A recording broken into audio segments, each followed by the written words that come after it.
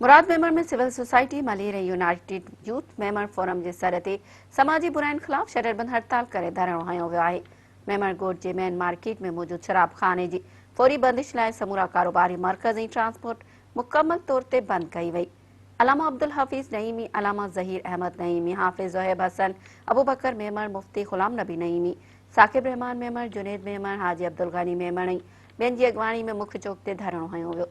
अॻवाननि Mehra TV सां ॻाल्हाईंदे चयो त गुज़िरियल 5 सालनि खां मुसलसल क़ानूनी जंग विढ़ी रहिया आहियूं, पर को बि फ़र्क़ु न पइजी रहियो आहे। नौजवान नस्ल तेज़ी सां तबाही जी तरफ़ वञी रहियो आहे।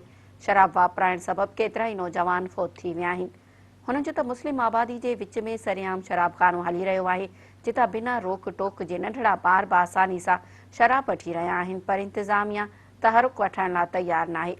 अॻवाननि चयो त जेकॾहिं फौरी तौर ते सिंध हुकूमत शराबखाने जी बंदिश जो हुकुम जारी न कयो त एहतिजाजी तहरीक वसी करे सुपर हाईवे ते धरणो हणंदासीं।